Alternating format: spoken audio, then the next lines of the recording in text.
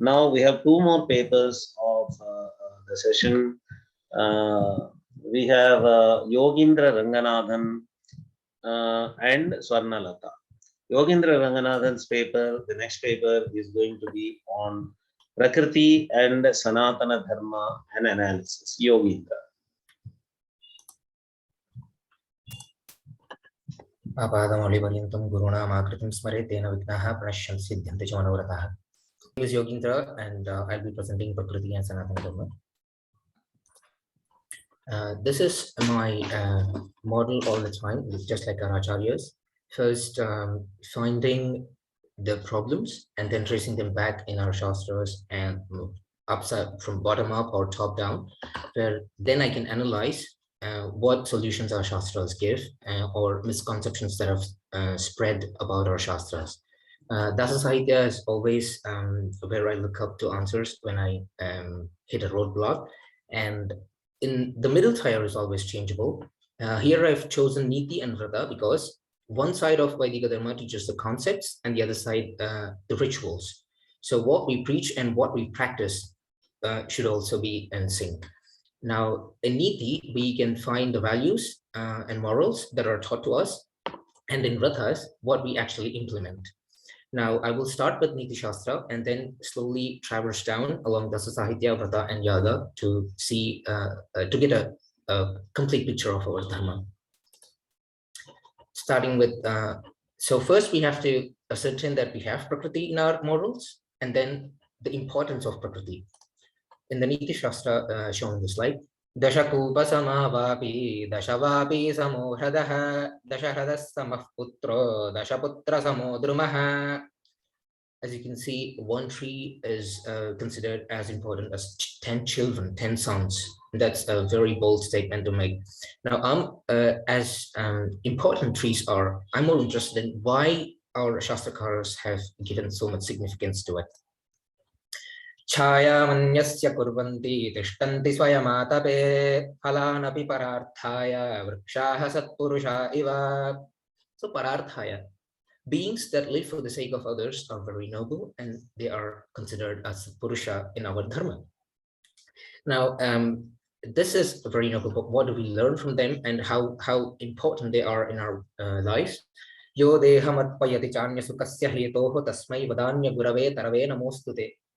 We have given the trees the sthana of Guru Sthana, where we learn the qualities of paropakara bhavana and self-sacrifice for the betterment of the society. Now, this still forms only the values of the society. Now, we have to prove that this is very much ingrained in our shastras, in our dharma, in our sadhana as well, which we can ascertain from the Dasa Sahitya. Dasa Sahityas are the Vedanta Tattvajnana spreading songs, which also talk about Prakriti. And with this Dasa Sahitya, I like to prove the importance of Prakriti that is given in sadhana. It is a Dasa Kriti written by Sri Jagannatha Dasaru.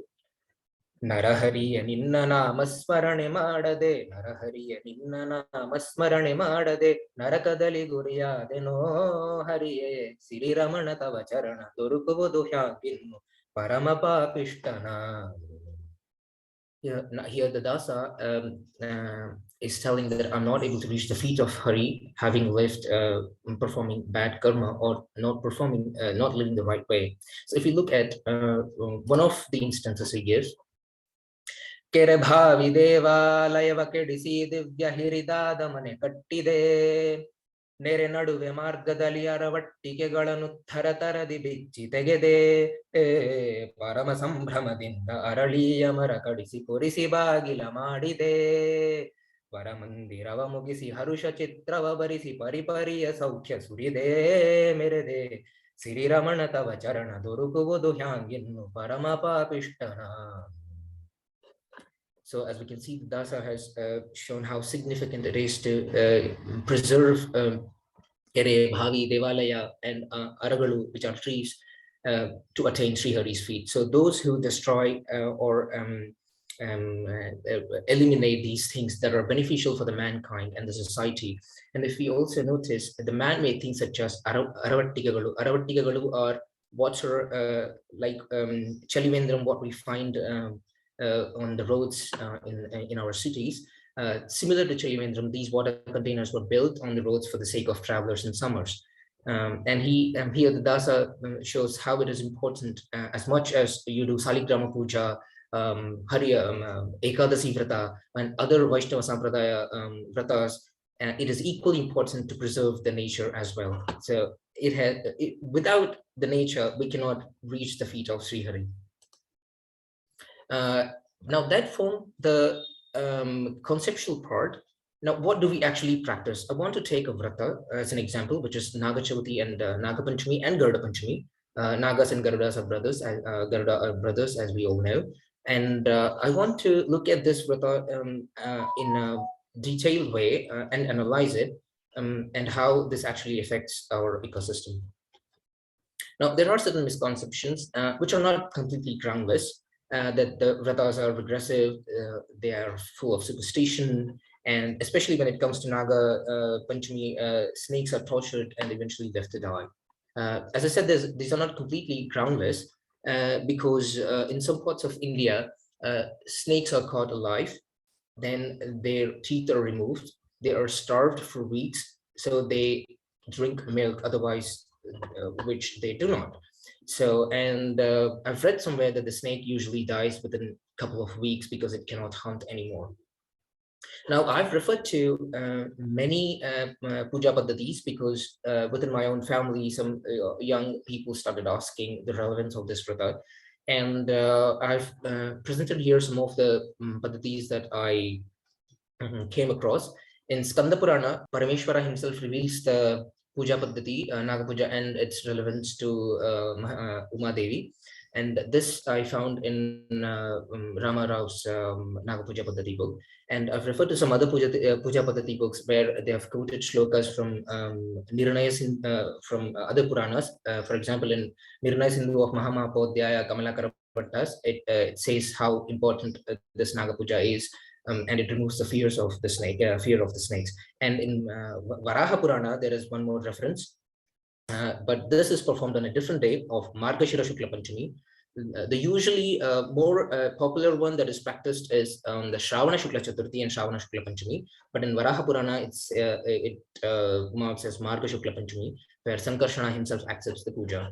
Now, this I wanted to give these references because I wanted to say that this is not some kind of new tradition that cropped up, which is usually disassociated with our Vedic traditions and somehow say that this is indigenous or pre-Aryan or something like that, but they are very much part of our Dharma.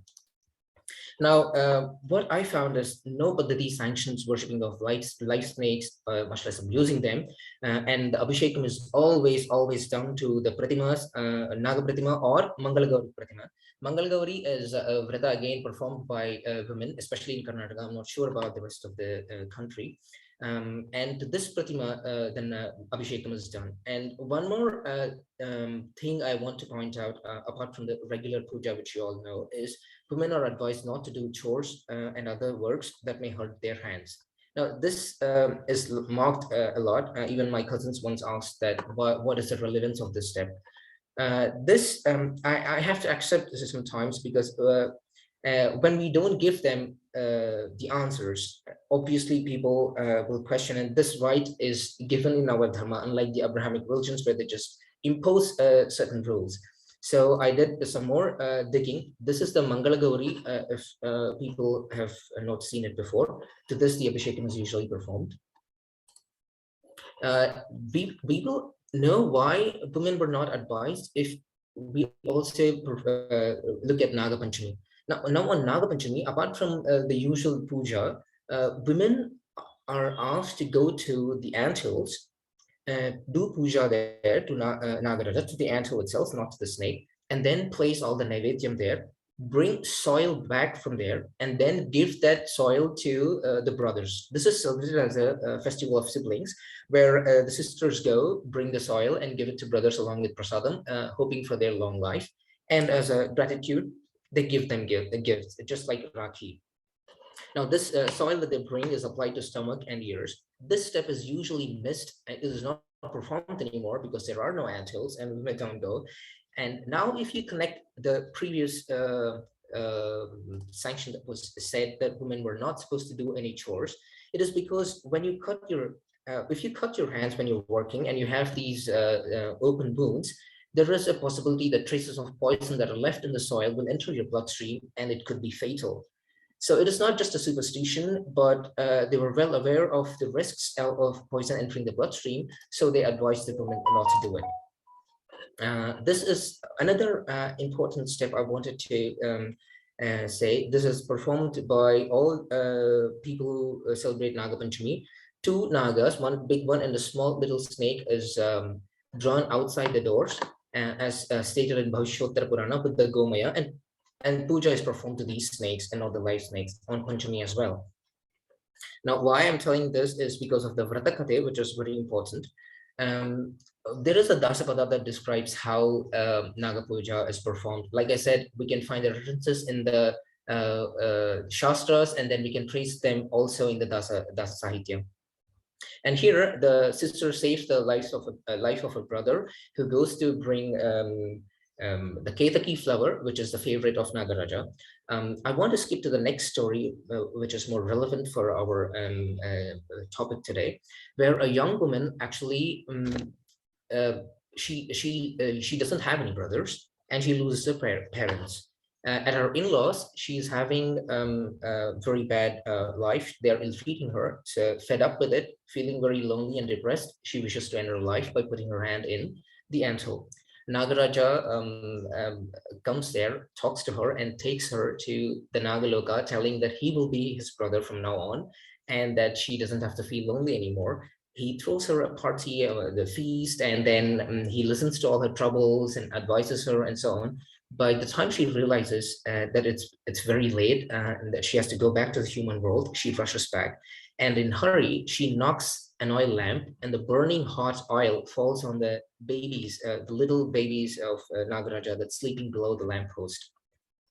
After a while, when the babies grow up and become children, they ask their father, the Nagaraja, that why do they have these burn marks on their body? And then the Nagaraja tells them, your aunt was here and she was leaving in a hurry, so she spilled some oil. Enraged, they will tell that they will seek revenge, to which Nagaraja says, no, she's my beloved sister. We have to protect her. She has no one else in the world. And they wanted to confirm that she likes the Nagaraja and she really respects him. So they asked their father if they could visit them, visit her, and asks him, how do we find her? And he says, whoever has these paintings on the doors, that is my sister, and you should treat her well. So those little snakes, they come to find their aunt, and they also notice the tiny snake that has been drawn alongside the Nagaraja, and overjoyed that the aunt also remembers those children. They give her lots of precious stones, jewels, etc. at the doorstep, so their aunt may never face any hardships anymore. Now, as this katha one might think that this is just an emotional story, where they're just asking to wish well for the snakes, but in return it's you're expecting some kind of favors. Some people hope for children, mothers pray for better life of their children, and sisters for brothers. It's not as materialistic as it looks. And also one might question, what is the impact on the ecosystem by performing this vrata? Now, this vrata, as I said, is performed in Shravana Masa, which is Varsha Rutu. In Varsha Rutu, even sannyasis don't wander around because there is a lot of life happening, and they don't want to hurt any small creatures that come out for the rain. Now, Nagaraja, who goes into hibernation, he comes out because he loves rains. And the Sarpas who come to play and they are hungry, they want to eat. The Naivedyam that is prepared by the women and placed near these antholes attracts all the rodents from the fields, which is the prey for the serpents. So the serpents feed on these prey, and they don't have to enter the farms, thereby reducing the human-snake conflict. And so the farmers are safe, the rodents can be eliminated, and the snakes are safe as well. So it's a win-win-win. Now, still a question arises: if you do it once a year, does it have any impact at all? This is performed as a festival once a year, but what I have learned is that people who have Naga doshas and people whose Yogendra, Ishtadevas. So, Yogendra, there is a comment in the question and answer box that your voice is feeble. I think your movement towards the laptop and backwards, probably that okay, is making the voice feeble at times. So okay, probably you should keep close to your mic in the laptop continuously throughout your presentation. okay, sir. Okay, sir.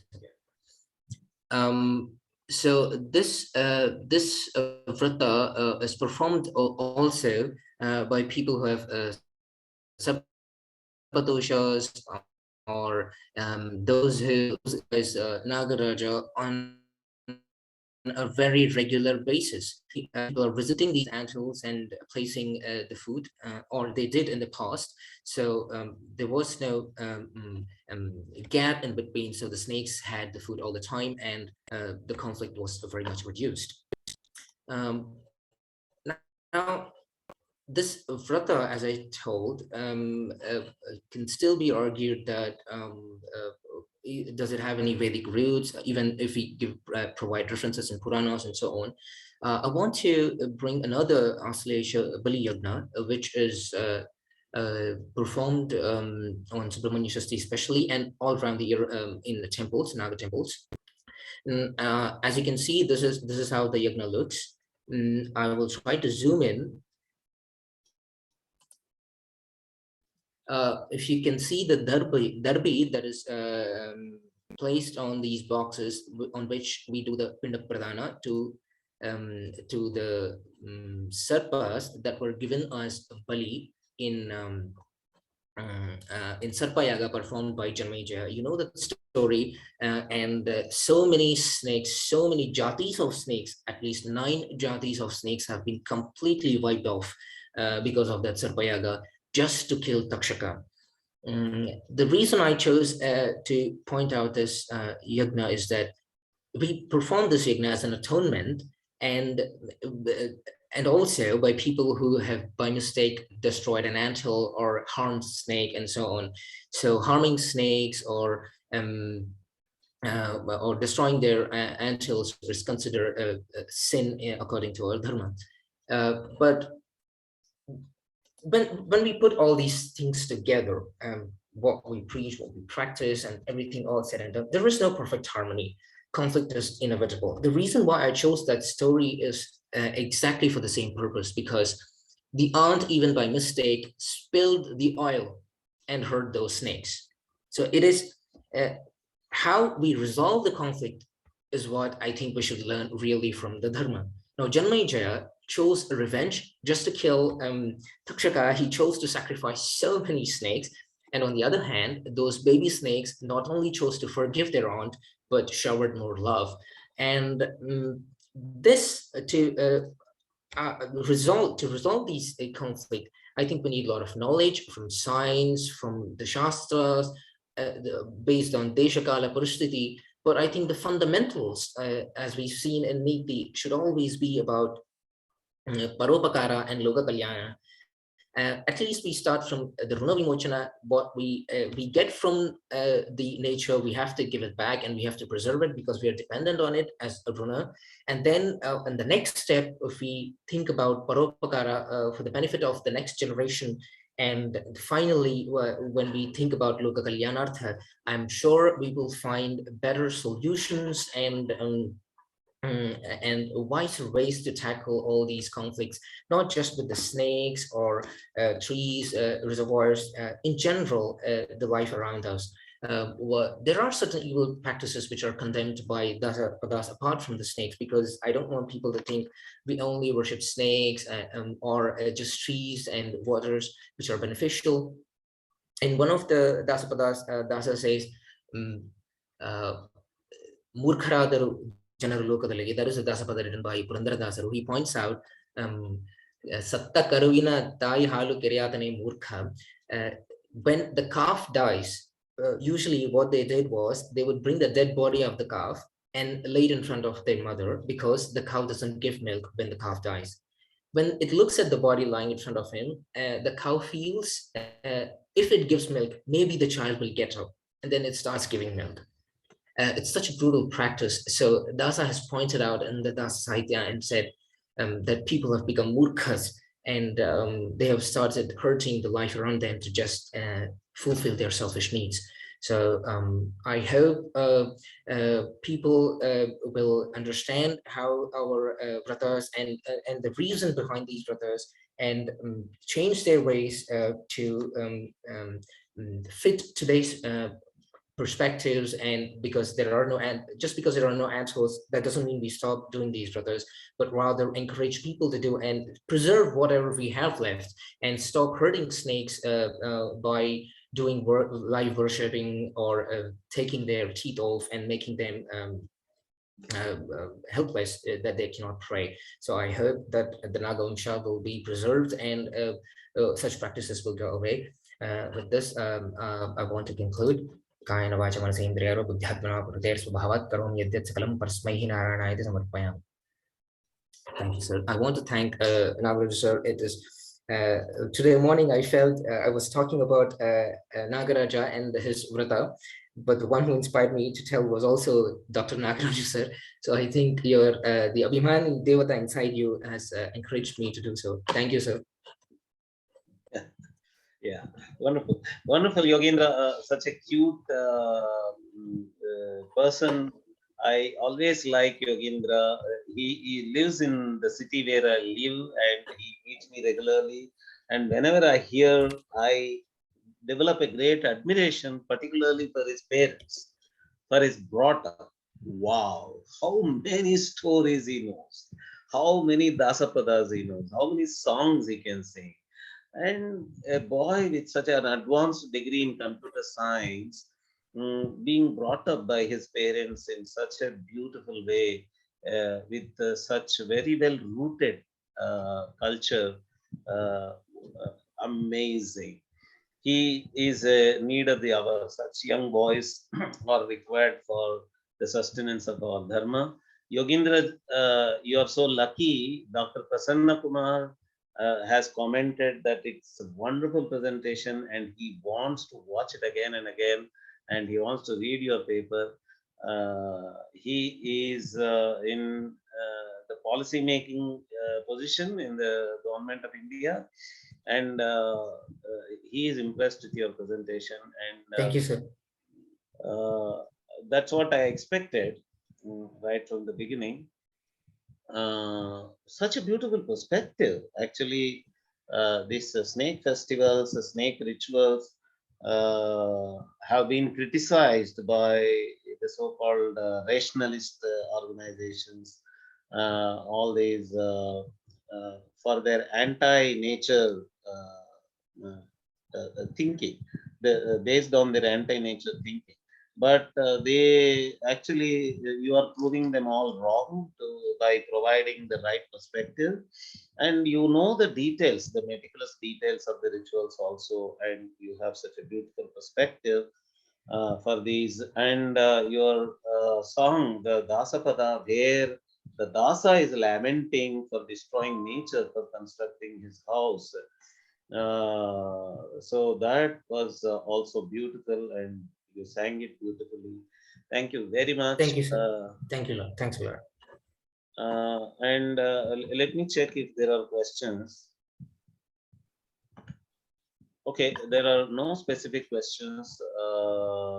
I had, if I may interrupt, I had a question. I put it in the chat box. Just one small question. Does that soil that the sisters bring have medicinal properties?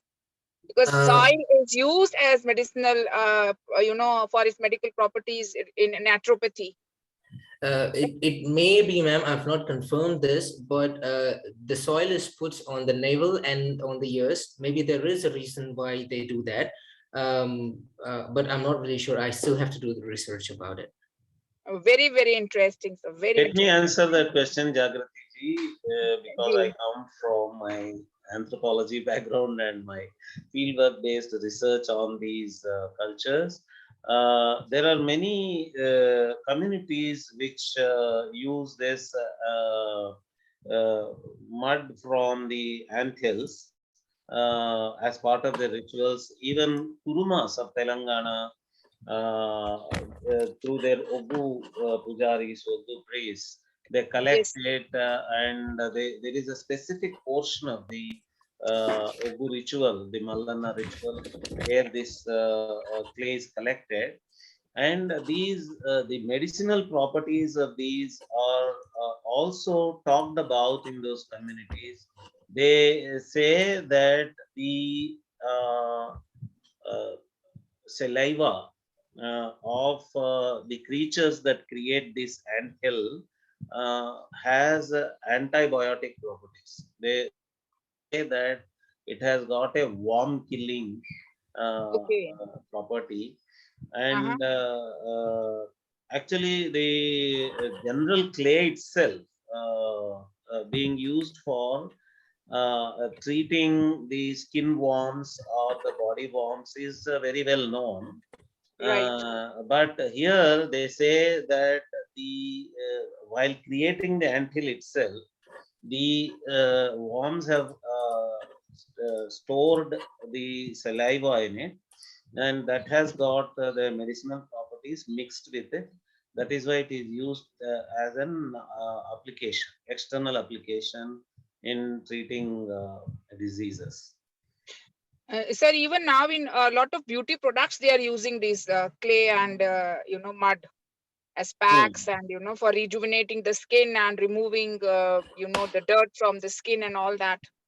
Yeah, but this is particularly about this anthill clay Right. Right. that we are talking about. So that regarding that anthill clay, why it is advised by the ethnomedical practitioners, I was interviewing them, and that was their explanation.